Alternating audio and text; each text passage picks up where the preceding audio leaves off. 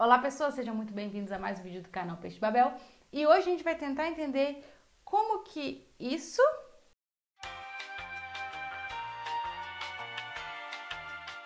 pode estar perto disso.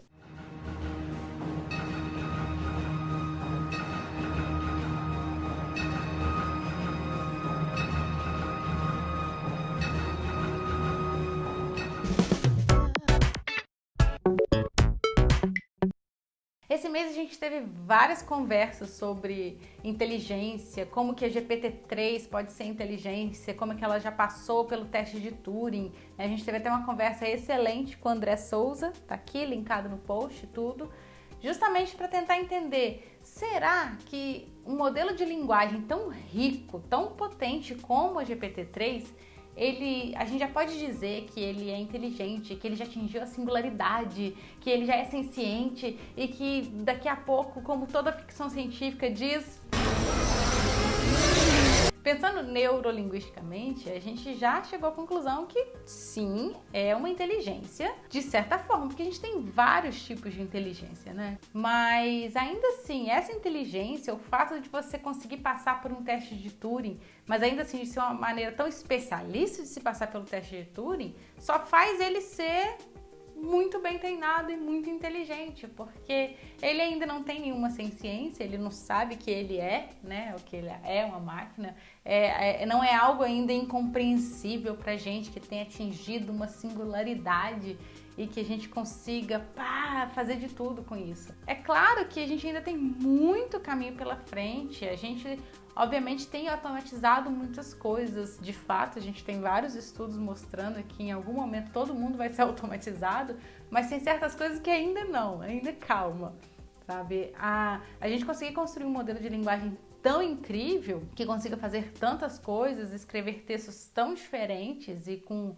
potencial, né, de enganar o humano muito grande, é muito legal, mas ainda assim tá um pouco longe do que a ficção científica pinta pra gente. Mas de fato faz sentido a gente ter esse certo receio, esse certo medo quando a gente fala de linguagem e como que uma máquina se passando tão bem por um humano assim, ela chega a ser assustadora. Por que isso? Porque a linguagem é a maior invenção do ser humano. Sim, a linguagem é a maior invenção do ser humano. Tadã!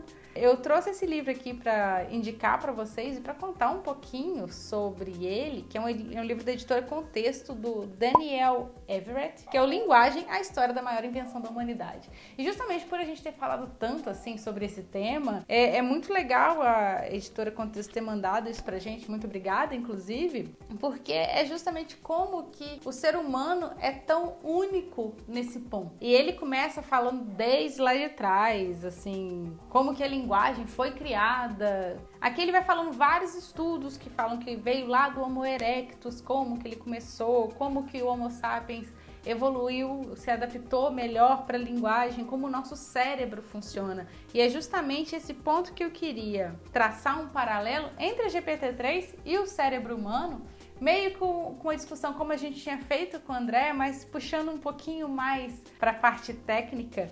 Ele tem um capítulo que é muito maravilhoso que chama Como o Cérebro Torna a Linguagem Possível. E quando a gente lê essa parte, aí a gente começa a pensar em todos os modelos de linguagem que a gente tem até hoje, sejam os mais simples, como o BERT da Google, né? Evoluiu bastante, ele tem melhorado demais a parte de tradução e tudo. Quanto o da OpenAI, né, a GPT-3, que é o maior modelo que a gente tem, mas ainda assim a gente consegue ver como que ele está longe de qualquer coisa. Porque o cérebro humano, diferente do que a gente faz, ele é multi-objetivo, ele é multifuncional, ele é muito mais incrível. Então, assim, meio que a gente não tá tentando copiar o cérebro humano, a gente só tá tentando copiar partes dele, né? Coisas específicas.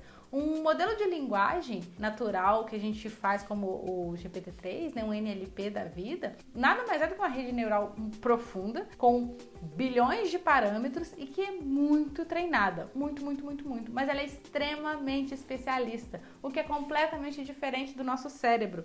Então eu separei até um trechinho aqui, porque é bem interessante, que o que a gente vê até hoje é que o cérebro é um órgão cognitivamente não modular, com nenhum tecido congenitamente especializado para linguagem, ou para cozinhar, ou para tocar violão. Ou seja, tudo que a gente faz com o nosso cérebro, ele usa diversas partes e a linguagem é uma delas. A gente não tem uma parte específica de linguagem dentro do nosso cérebro. É diferente da visão, do córtex auditivo, do córtex occipital, me corrijam aí, por favor, que são áreas do cérebro que, querendo ou não, elas são mais especializadas. A linguagem, até hoje, a gente não tem uma área especializada, ela está ainda mexendo aqui com vários pedaços do nosso cérebro. Então, se a gente, que não se compreende ainda, usa tanta coisa diferente para fazer uma linguagem, como que simplesmente um sistema completamente especializado vai conseguir fazer, sabe? Mas ainda assim, é interessante. A gente ainda não atingiu singularidade, a gente ainda não atingiu ciência, assim, por mais que a gente tenha esse sistema extremamente especializado, mas é muito legal a gente conseguir fazer esse paralelo com o cérebro humano e entender como que a linguagem pode ser uma ferramenta tão rica até para a gente se compreender e para compreender outros modelos. Agora, uma coisa que é muito legal, que é justamente pela linguagem usar diversas partes do cérebro, quando a gente faz uma conta, né, quando a gente faz matemática, às vezes a gente ativa regiões do cérebro que também são usadas para fala, para montar gramática, sintaxe, etc.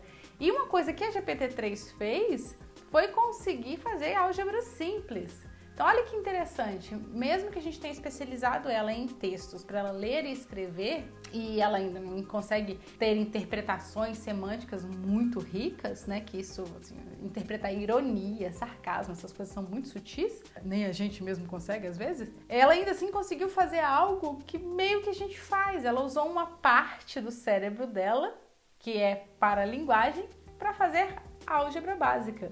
Doido, né? Isso é muito louco. Óbvio que a gente precisaria abrir a arquitetura e entender quais neurônios foram ativados, quais pesos foram melhores e tal, para poder saber por que diabos ela conseguiu fazer isso. Mas provavelmente tinha muito texto lá dentro explicando essa parte e tal. Mas é muito legal a gente ver que mesmo uma inteligência artificial conseguiu meio que dar uma burladinha ali e fazer algo como a gente fez. Ela conseguiu especializar e dar uma generalizada ainda, sabe? Pensar um pouquinho além, o que é uma coisa muito incrível. Então a gente pode pensar que um modelo tão bem treinado quanto a GPT-3 pode chegar num ponto que ele vai se extrapolar e chegar... Então, passando aqui do mundo real, né, contando a história da linguagem, eu queria pensar um pouquinho e discutir um pouco com vocês até que ponto que a gente conseguiria chegar? Será que a gente montando um modelo de linguagem, a gente conseguiria, né, atingir, igual eu comentei lá no início do vídeo, a gente conseguiria atingir um nível tão absurdo que as máquinas matariam a gente? Então, para isso, vou recorrer ao quê? Ficção científica, não é, gente? Porque a ficção científica está aí há anos para tentar pensar em coisas futuristas e pensar no nosso futuro de maneiras diferentes e muitas vezes acertando. A gente tem vários exemplos maravilhosos, por exemplo, Admirável Mundo Novo, que é de 1932, 1984, eu falei muitas distopias, né?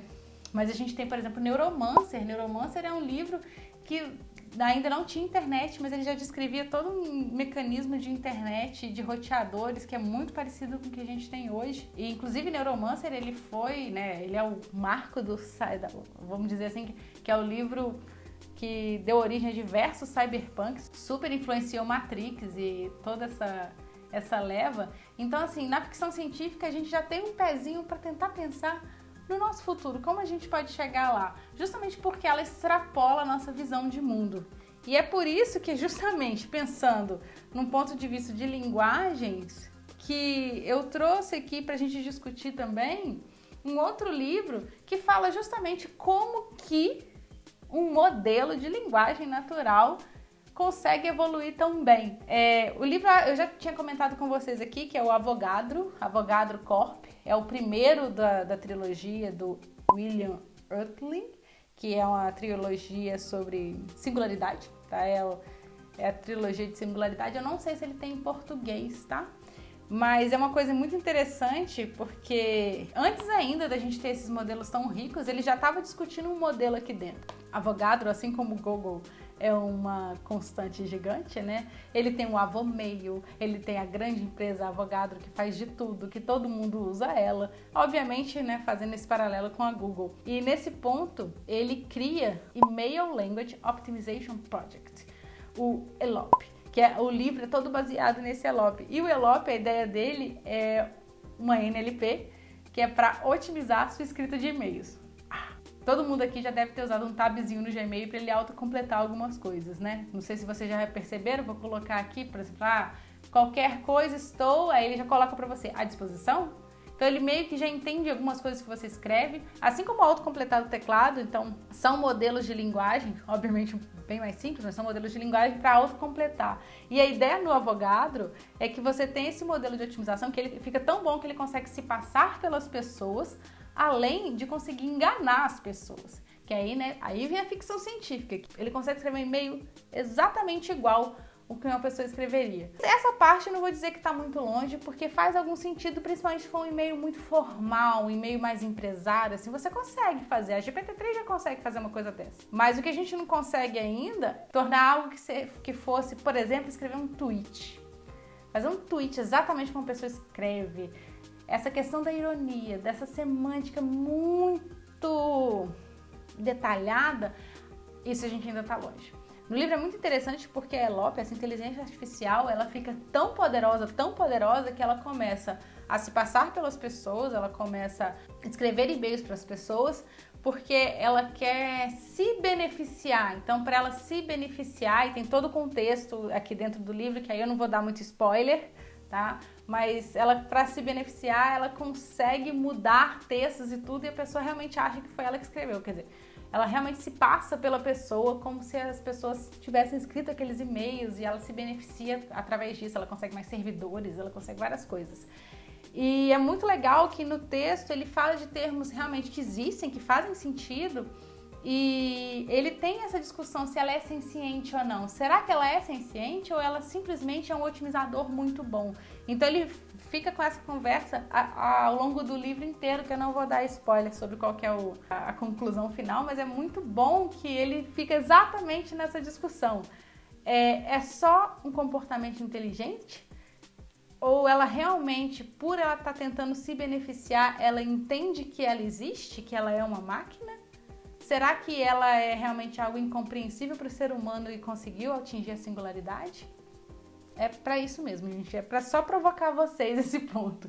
E o que eu queria mostrar para vocês é isso, sabe? Uma coisa extremamente real sendo tratada assim, extrapolada de uma maneira que faz algum sentido, sabe? Obviamente, ficção científica, né? Suspensão de descrença e tudo. Mas é muito legal a gente conseguir ver dentro de uma leitura dessa, coisas muito reais, termos muito reais. Então, assim, vale muito a pena. Então, eu indico os 2 livros, né? Então, esse é um vídeo de indicação de livros. Tanto o Linguagem, da Editora Contexto, quanto... A capa dele tá aqui. Quanto o Avogadro, toda hora eu falo errado. O Avogadro, que, assim, são 2 livros sobre linguagem, que se vocês estão acompanhando todo esse crescimento da GPT-3 e desses modelos de linguagem, vale muito a pena conhecer. Se você tem outras dicas de livros que são muito próximos da realidade, por favor, vamos discutir aqui embaixo, manda pra gente ter uma bela coleção aqui pra gente discutir. Beleza, gente? Muito obrigada. A gente se vê semana que vem. Beijo no cocoro.